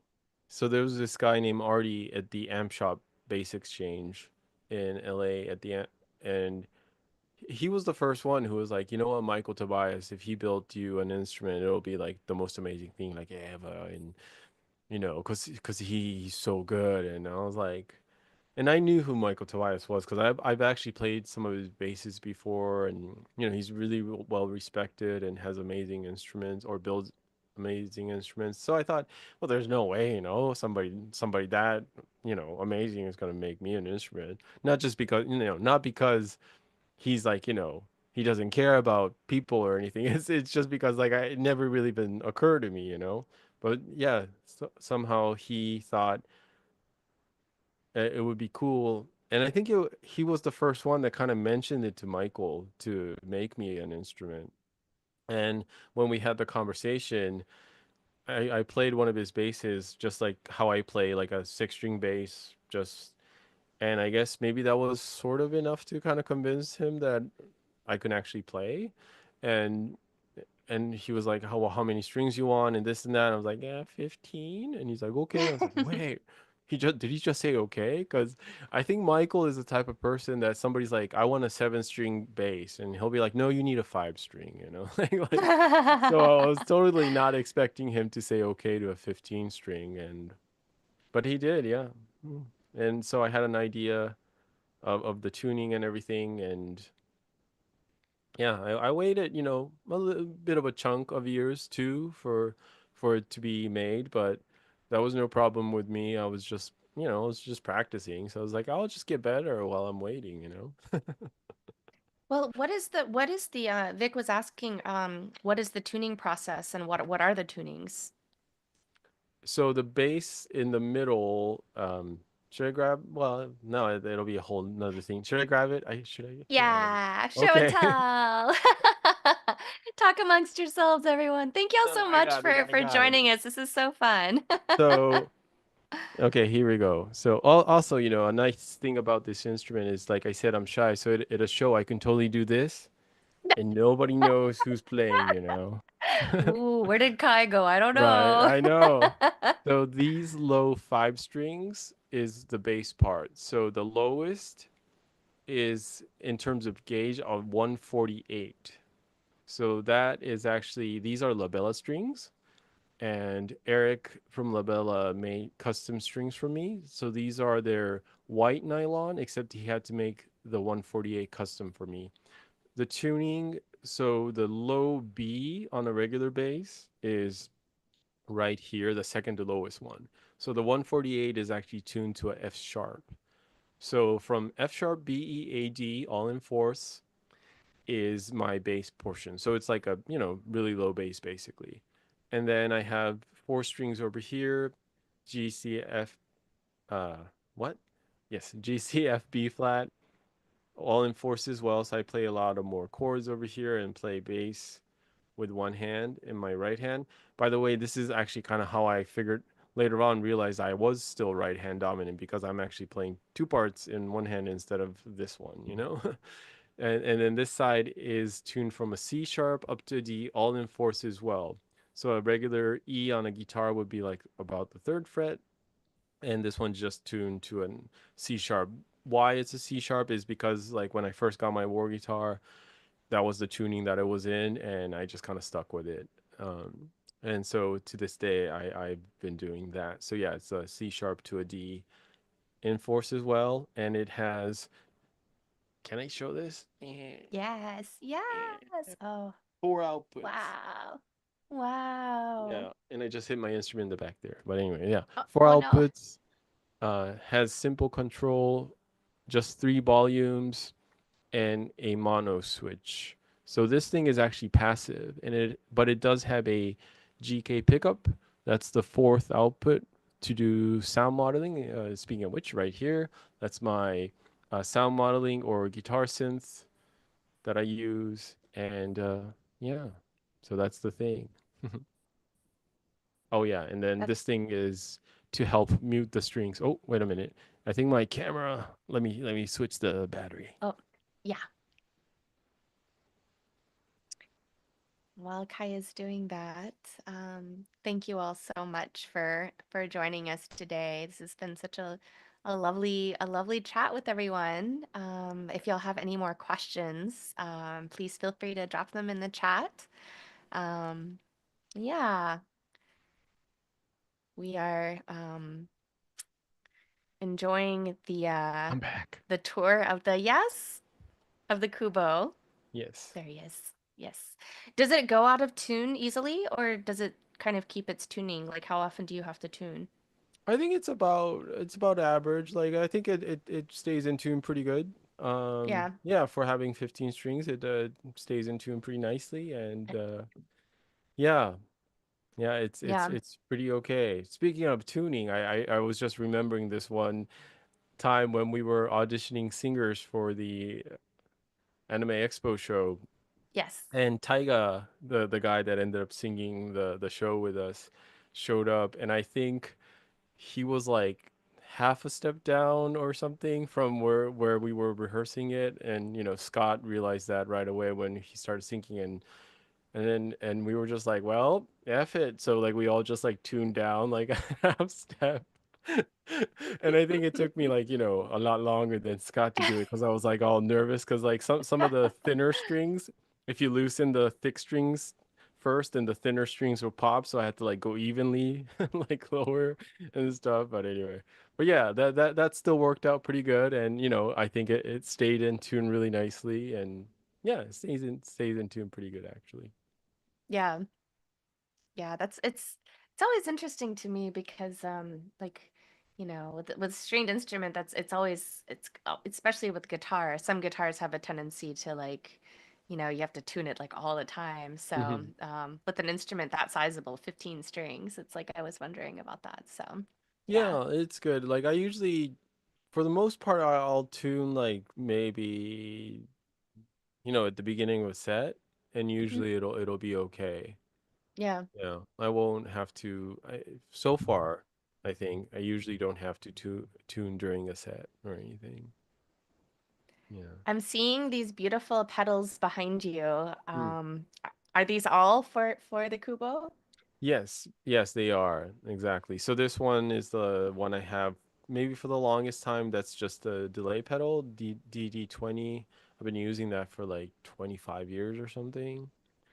Yeah, it's so funny because when I was talking to the artist rep in Japan, shouts to Kazumori-san, he, you know, when he saw my old DD20, and since it's been on the road with me so much, there's all these bumps and bruises around it. And he looked at it, he's like, yes, that's how a touring musician's pedals look like. And he was like, It's so, true. yeah, he It's was so true. into it. It was so funny. It was great. And yeah, but yeah, these are, this is a Nordstrom audio preamp, bass preamp. It sounds great.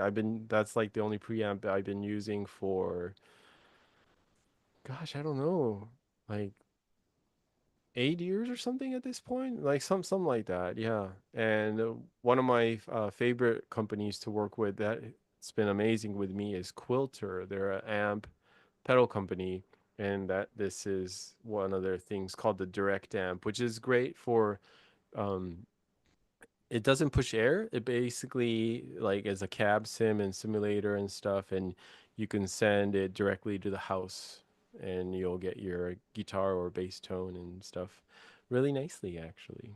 Yeah, so got some reverb and yeah, all that stuff. But yeah, I have pedals because I like to layer different sounds when I play and make every output sound different. So often like when I play at a show, and it's if especially if it's a duo with my drummer, and if it's just like two people and the sound person's never heard us or heard me.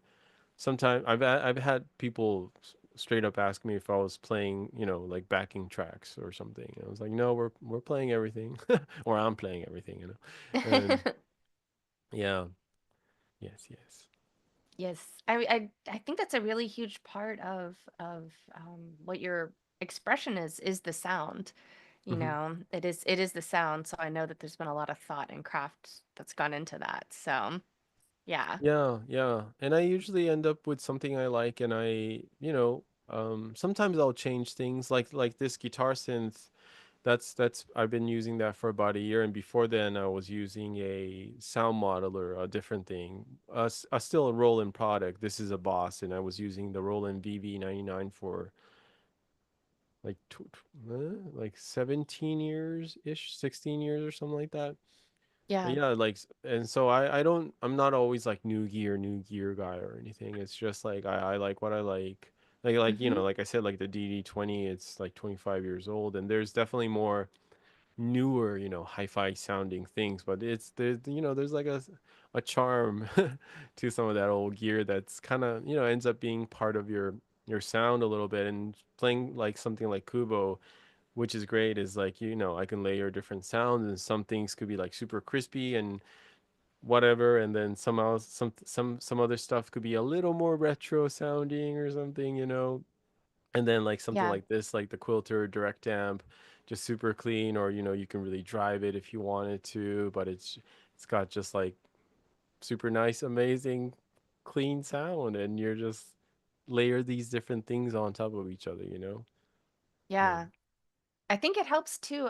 Like you've mentioned that you have like a travel gear, like things hmm that you travel with. So like having that all set up so you have more control over what your sound ends up sounding like as you're traveling. Yeah, I basically like like my philosophy, or sort of my thought is, I usually just use everything, even in the studio, that I travel with, unless I can if I can't travel with it, like there's a good chance I don't actually use it. Like, yeah, like this is actually a reverb pedal, and it sounds great, but that's what I use at every live show. This is a new neighbor. It's a Quilter product as well, reverb, and it's like a reverb that I just think sounds great, and I'll use it for live shows and everything. And so yeah, when I have a show, most of part of this rack behind me it comes with me. And then I just pack it individually, and I don't have a pedal board because when I travel, I have to carry everything usually. So just having an extra pedal board makes it like way too heavy for me to even carry. So I usually have the time when I get to a gig to set up stuff, and often people are like, "Yo, bro, you need a pedal board," It's like, "Thanks, bro." That Yes. happens, Yes. but Yes. yeah. People always have their opinions, but you Yeah. know what you like. Yeah, Yes. exactly. And sometimes it's with necessity and stuff too. Oh, Hmm. but what was really cool recently is, if I can get out of the way a little bit. Oh yeah. So this thing back here is a bass amp. That's also a Quilter. That's a V803, and it's actually not that big. If it's so yeah, it's actually not that big. So I can actually carry that amp with me when I travel. I just put it in the gig Nice. bag with me. So that's been super cool actually. I've never actually traveled with an amp before. So wherever I went to, I was able to just like plug it into the cab and stuff that they had at the venue.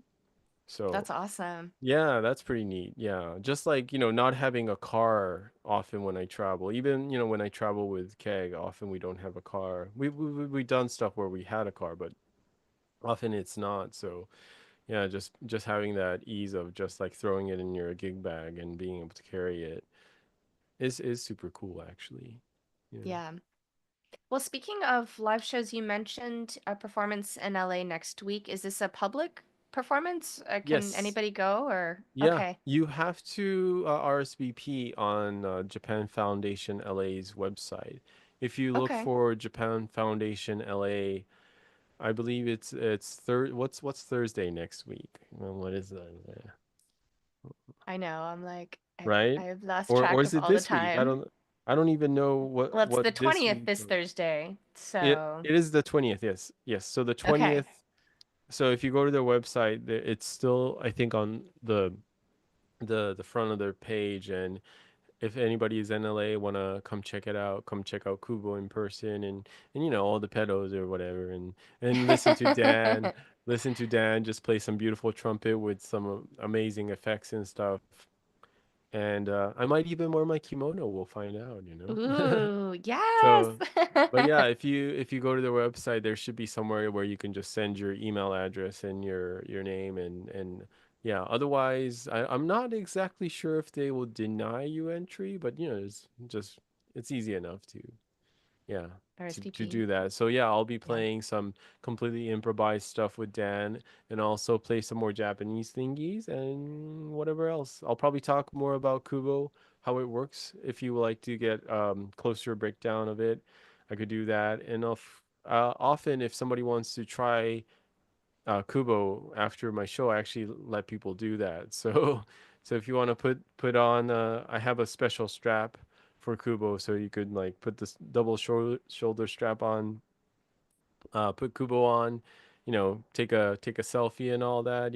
I can help you, especially with the angle of the selfie, because otherwise Kubo might hide you. So you gotta know I'm how to put like, it. I might need to come by, Yeah, so. yeah, yeah. Yes. Oh, well, if anybody has any more questions, feel free to drop them in the chat. On a Oh, bunch of and Kai, all the places that people can find you, besides Happy yes. Sad. Yes, so Instagram, if you search for me, just Kai Kurosawa is probably the easiest. On Facebook, it's Kai Kurosawa Music, and on YouTube, it's YouTube/Kai Kurosawa. I think most places, yeah. And I'm probably the only guy Japanese with a nose ring, two nose rings with a 15 string bass. So I think it wouldn't be too hard to find if you see my profile picture. There's probably not too many Kai Kurosawas out there as well. So yeah. Well, Kai, thank you so much for sharing your amazing wisdom and perspective and taking the time to chat with us. Yeah, well thank you for having me. Yeah. It's nice to do this kind of thing once in a while. Yeah. Yeah, absolutely. It's been such a joy. I'm so inspired. I feel like now I just want to go practice and figure out a new instrument. Right, yeah. I definitely want to. I was like, what would it be like? I don't think I tried on the Kubo when we were doing the show together. So, No, yeah, I yeah. guess yeah, it's funny like the people I play with the most end up not trying it because it's always there, right? It's true. It's Yeah. true. Yeah, so yeah, Very we'll cool. we'll have to do that sometime, and I hope people enjoyed this, and of course, hope you got your comments and feedbacks and stuff, and if you still haven't, please drop those comments and yeah. Yes, yes. Well, thank you all so much for taking the time to chat with all of us. And next week we're going to be doing an Alice stream with the tea time to follow. But we'll be back with Unwritten Rules of the Road the following week with another special guest. So thank you, Kai. Happy Thank Sunday, you.